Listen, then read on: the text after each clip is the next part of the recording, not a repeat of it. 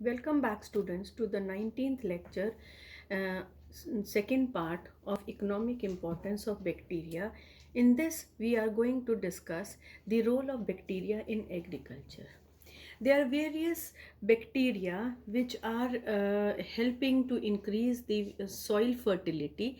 These bacteria are saprotrophic bacteria and symbiotic bacteria, which are converting the atmospheric nitrogen and its compounds, which are present in the soil, in a cyclic manner. Now, there are five steps in this. And in the very first step, that is mineralization, the saprotrophic bacteria like Pseudomonas bacteria, through decomposition of the dead organic matter of plants and animals, it is capable of converting them into the inorganic compounds like nitrates, sulfates, phosphates, so that they can return them back to the nature for reuse. In this way, these bacteria are helping to maintain the ecological balance of nature. In the second phase, we see that through ammonification, saprophytic bacteria like Bacillus ramosus or Bacillus vulgaris, and certain other bacteria also, they are converting and decomposing the protein content of the dead plants and animals and converting them into amino acids and ammonia. uh, for the third phase, we see that certain chemosynthetic bacteria, after ammonification and mm, utilizing the ammonia and ammonium compounds received, they will help in oxidation and convert them into nitrites and nitrates. This is performed in two steps, students, by two different type of bacteria. Nitrosomonas bacteria, utilizing ammonia and oxygen, will convert into nitrites, and then nitrites would be converted by nitrobacter bacteria into nitrates. So these nitrites and nitrates thus formed would be utilized by the plants. Their roots will absorb them and utilize them for their growth and metabolic processes. Uh, in nature, students, there are the plants are not able to utilize the free nitrogen and for their growth phenomena. So there are certain bacteria which are helping in this phenomena, and one such step is the nitrogen fixation, where the nitrogen is converted into nitrites and nitrates. Uh, this can be done by two ways, either by free living bacteria of air and soil like Azotobacter and Clostridium.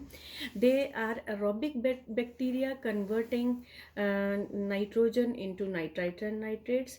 Another set of bacteria are the symbiotic bacteria like Rhizobium leguminosum and Bacillus radicola. These bacteria are in a symbiotic association with the leguminous plants, where these bacteria are present in the root nodules.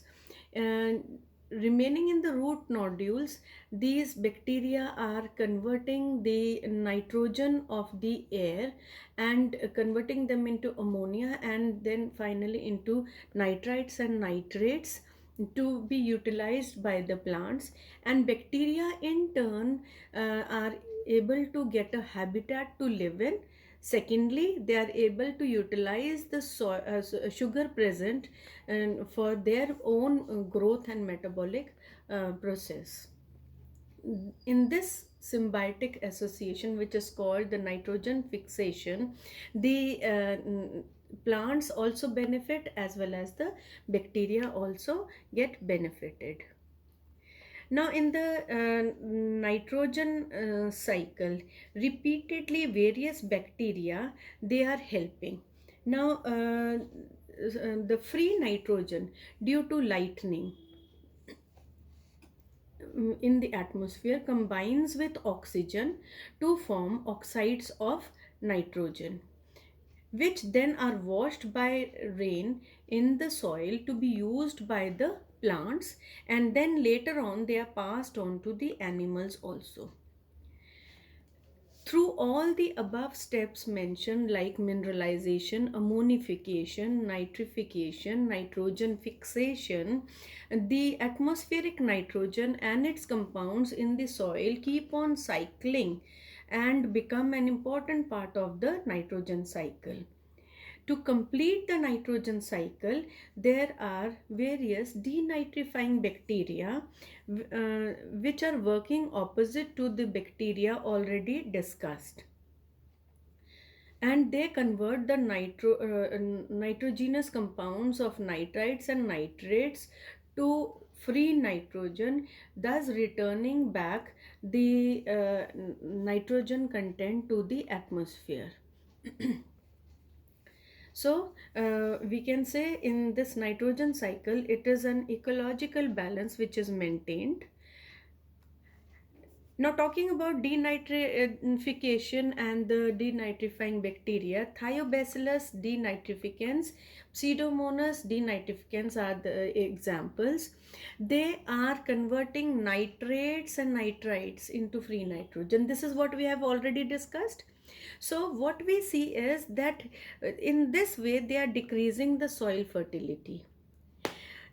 Most of these bacteria which are performing denitrification actually are present in the waterlogged soil condition or marshy area, which are not fit for cultivation. So they are not causing not much harm to the farmers.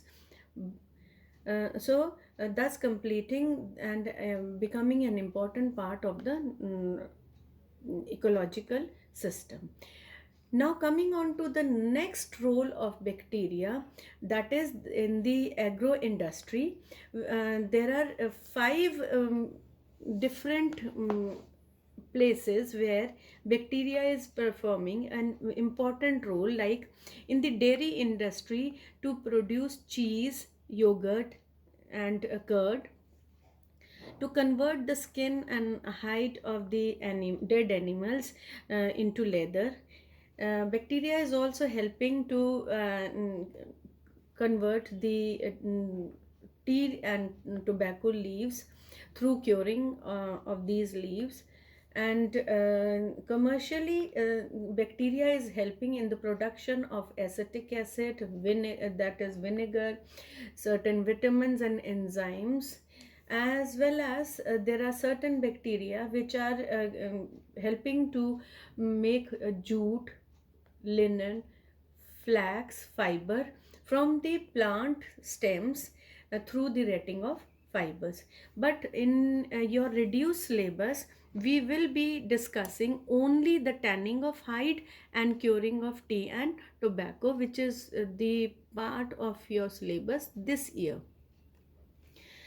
Talking about curing of tea and tobacco, the certain fermentation bacteria like Bacillus megatherium, they under the controlled conditions, helping in partial fermentation of leaves of tea and tobacco and beans of coffee, and helping to remove the bitterness of these leaves and providing specific flavor to the tea and tobacco or the coffee beans.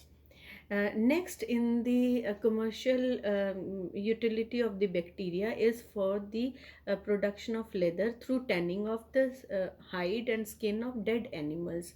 Here also fermentation bacteria like Bacillus subtilis is used.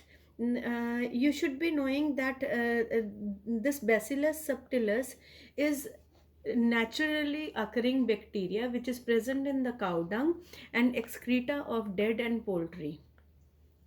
Industrialists are using these bacteria for fermentation of the dead skin to remove fats, hair and other tissues from the dead skin, and finally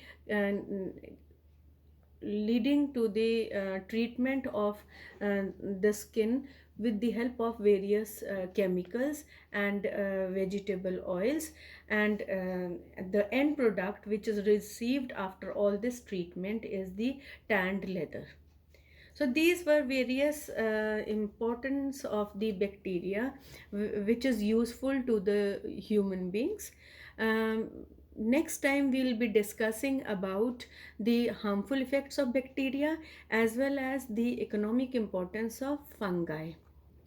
Till then, students, please go and revise the video a couple of times, as well as don't forget to read the chapter from the textbook, which is very important for you. Till then, be safe. Thank you.